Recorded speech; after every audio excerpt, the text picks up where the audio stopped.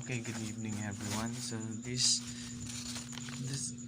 this evening we will discuss about advanced statistics. So unlike sa akong mga video nga akong gipang send, so kini rin na lang yung advanced statistics ko kay na may request na ko nga mag video about sa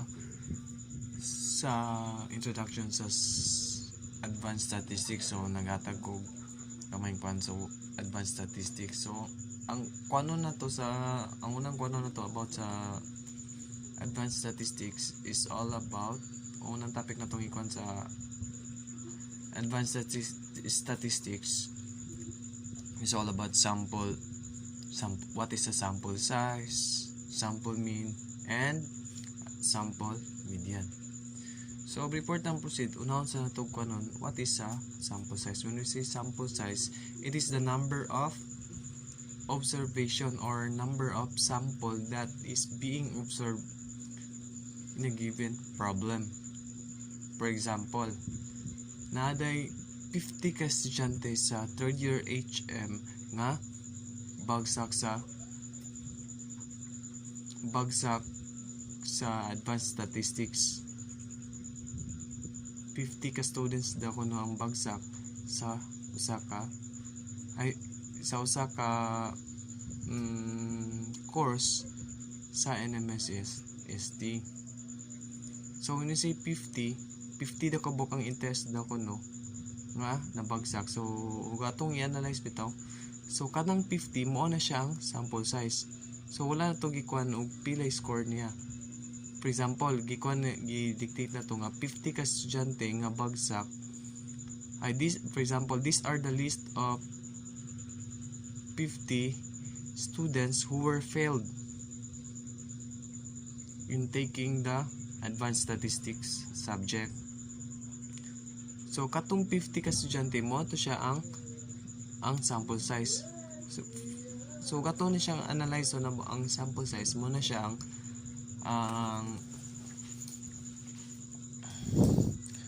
ang total number of sample that is being observed.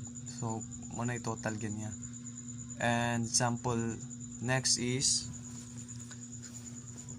sample mean. So when we say sample mean or the average sample, when we say average og mag-compute na grado, divide no to tanan divide og pila pud sa kabok. So therefore ang formula in finding the sample mean is x bar is equal to x sub 1 plus x sub 2 up to i-plus nimo siya up to x sub n over n, where n is the number of data that is being observed or the sample size. So i-add mo og pila ang mga tanang mga data or tanang mga sample that is being observed. I-add mo sa tanan, then divide og pilang yang sample size or ang n. So ang n nato is the sample size. So og taas na siya, taas po na tong kwanon. So napoy another formula na para mas mubo na bitaw. X bar is equal to the summation of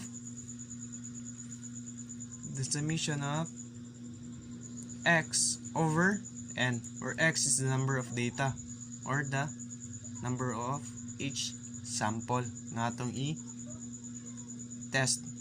in order for us to find the sample mean.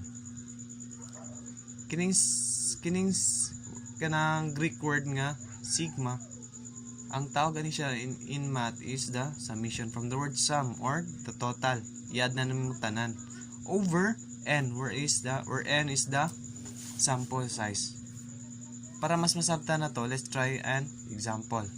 The following measurements were recorded for the driving time in hours of a certain brand of cars. So these are the time that is being recorded kini tanan.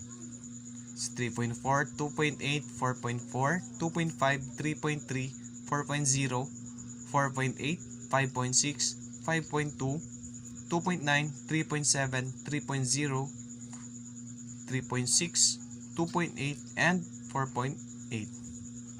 Assume that the measurements are a simple random sample. So question letter A, what is the sample size for the above sample? Calculate the sample mean for this data and calculate the sample median. So before tayo magkuhan, wala pa din ako na-explain what is the median and how to find the median, how to find the sample median of the given sample. So og mag-review ta sa atong MMW if naka-encounter mo na nga subject. Ang pinaka-simple way in order for us to find the sample mean of an odd numbers, when we say odd numbers, bungkeg. So ang atong unang buhaton na i-arrange na to ang numbers from the smallest number up to the largest number. And nagkatong na sa tunga niya nga number, if odd ang number of data, automatic mo to siya ang unsa man. Okay, mo to siya ang sample mean. But if ang number of data or the sample size is even or dili bungkig, ang atong buhaton is i-arrange na to ang number from the smallest number up to the largest number, then i-add mo ang duha ka number sa tunga, then divide by 2. So mo na siya ang pagkuha na to sa sample median of the even sample size, if even ang sample size. So let's proceed para mas makuha na natong, para mas masabtan yun na to kung gipangyaw-yaw dari. So what is the question sa letter A? What is the sample size for the above sample? Letter B, calculate the sample mean for this data. And C, calculate the sample median. So unsa kitong sample size? Number of data. So pila ka book ang data sa table? Pila ka book number ang nasa table? 1, 2, 3, 4, 5, 6, 7, 8, 9, 10, 11, 12, 13, 14, 15. So ang number of data na to is 15 man. So therefore ang atong sample size for the above sample is 15. Di na siya is ha. 15 na siya, bati lang kog 5. Sorry. Then calculate question letter B. Calculate the sample mean for this data. So atong gamit tong unang nga formula kini tong gikuan kay para mas sayon ra to pagsabot kini una. So x bar is equal to x sub 1 plus x sub 2 up to x sub n over n. Then ang atong gilis ang tanang mga data, so sugutan ni 3.4, check. 2.8, tanong to, 2.8 ba? 2.8. 4.4 ba? Okay. 2.5, 2.5. 3.3, 3.3. 4.0, 4.0. 4.8, 4.8. 5.6, 5.6 pa siya. 5.2, 5.2, 2.9, 2.9,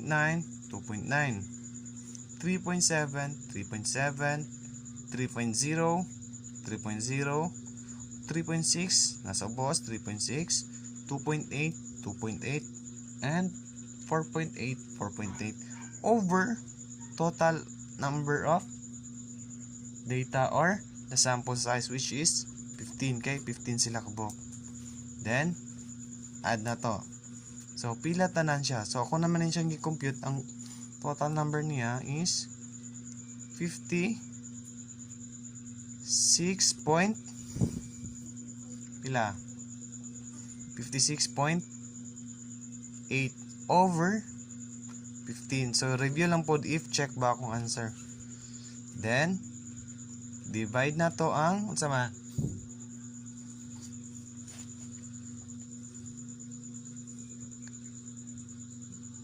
Then divide na to 56.8 over 15 is equal to pila? Divide na to. So ning come up ta sa 3.6 7, 8, 6, 6, 6, and so on. Nana siya sumpata lang kanon nga na. Continue man siya nga 6, but kiwa kita noon nga ikontra na to. So, 2 decimal places lang para mas kuha na to. So, unsay sunod sa 8, 6, 1. So, therefore, round up. So, 3.79. So, muna tong X bar.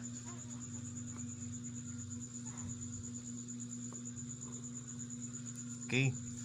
So, therefore,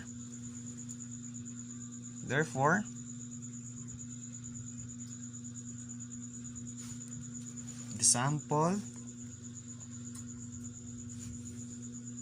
buti na to conclusion lang para mas, the sample mean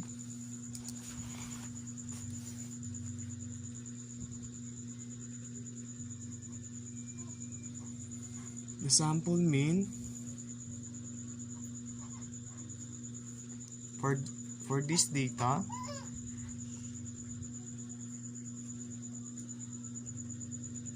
is 3.79. Okay. So, let's try. So, nakita na to ang atong sample mean is 3.79. So, let's try to answer the letter C. So, ang question sa letter C, calculate the sample median. So, i-arrange natin siya. Atos ang kanon, if add ba siya or even, para mas madalian na to ang pagkuhan. So, 15 man siya, bungkig po siya. So, therefore, even, I add numbers. So, automatic, katong nasa tungan niya. So, but before that, i-arrange siya na to siya from the smallest number to the largest number. So, katong lang taon, may smallest number ani. Si? Okay, si 2.8. Una, 2.8. Next, 2.8. Check na to dre para makita niyo na to nga humana. Para dito maglibog. Next ni 2.8. 2.9. 2.9. Tama? Ano to After ni 2.9, 3.0. Pila ka, isara ka 3.0. 3.0, sorry. Na-8 na kong sulat. 3.0, check. Next is, isa pa. Na-check na ba? Para dito maglibat. After ni 3.0, 3.2 na, wala. Ay, no. 2.5 na yung una dahil, sorry. 2.5. Namin di 2.5. Wala bantayan. 2.5. Diba? Si 2.5, 2.8, 2.9, 3.0. Next is 3.3. Diba? After ni 3.3, 3.4. Pwede magkuhan atong checkan para hindi ta malibat. After ni 3.4, 3.5 na. Walay 3.5. 3.6 ta. 3.6, 3.6. 3.7 tra na. 3.7, 3.7 pod. Sisunod sa 3.7, 3.9 wala. 3.8 wala. So 4.0. Pusita ni 4.0. 4.0. 4.0. 4.1. Napay 4.1. Wala. Okay, wala. 4.2 wala. 4.3 wala pod. Okay, 4.4 next. Check mo siya. 4.4. Then after ni 4.4, 4.5 wala. Wala. So okay, duha ka 2.8 dahil mo ding nalibat ko. Maginabantayan na to. Duha ka 2.8 pud na. Sorry. Duha ka 2.8 no. 2.5, 2.8 then 2.8. Ako lang gibot kag arrow para dito makuha na. Nasayop ko, nalibat ko. After ana duha ka 4.8. 4.8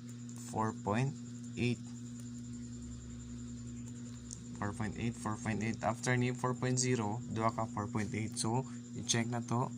Check. So ang pila na lang nabilin sa ibabaw.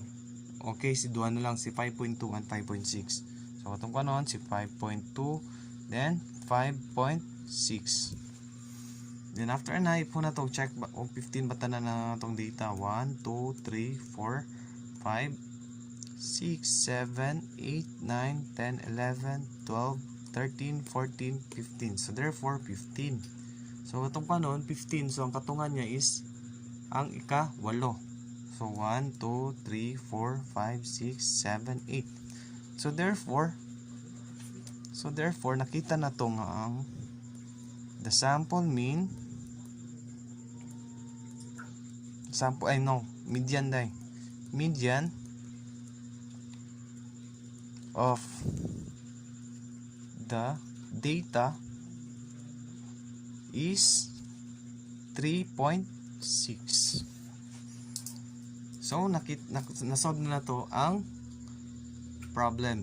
Nakita na to ang iyang sample size which is 15. Then ang iyang mean, ang sample mean by using this formula, or pwede po mo magamit ang summation of x bar is equal to the summation of x over n. Ana nang porma na kay di lang pagkatarong pag-drawing na ko. Ana gina siya. Sigma. Wala lang nakakuan. And ang sample median. So, ang isakan itong sample median, i-arrange nato siya from the lowest number to largest number. If odd siya, automatic atong tunga. If even or dili bungkig, ang duha sa tunga i-add mo, then divide og 2. So, kana lang sa for this evening. I hope namin nasabtan and God bless. Good night.